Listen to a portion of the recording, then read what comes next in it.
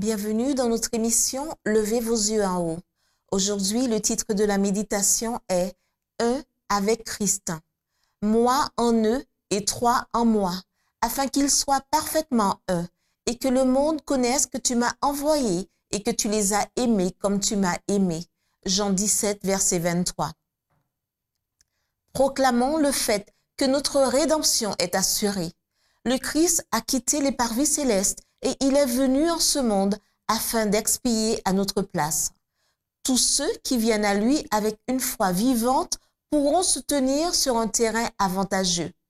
Tandis que les serviteurs de Dieu proclament ces choses, Satan se présente à ceux qui brûlent de faire quelque chose et leur soumet ses problèmes scientifiques. Les hommes seront tentés de placer la science au-dessus de Dieu. Mais qui, en cherchant, peut découvrir Dieu? Les hommes peuvent appliquer à Dieu leur propre interprétation, mais aucun esprit humain ne peut le comprendre. Il ne nous a pas été demandé de résoudre ce problème. Que l'homme limité ne cherche pas à interpréter Jéhovah. Que personne ne se laisse aller à spéculer sur sa nature. Là, le silence est éloquent. Celui qui est omniscient s'élève au-dessus de toute discussion. Le Christ est un avec le Père, mais Dieu et le Christ sont deux personnes distinctes.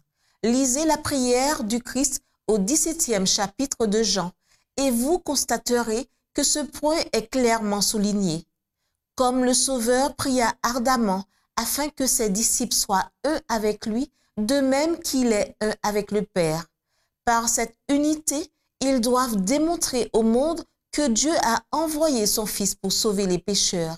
L'unité des disciples du Christ avec lui doit constituer la grande preuve indiscutable que Dieu a en vérité envoyé son Fils dans le monde pour sauver les pécheurs. Mais une religion relâchée laisse le monde dans la confusion et l'étonnement. Mes frères et sœurs, prenez place sur une plateforme élevée et travaillez afin de devenir un avec le Christ.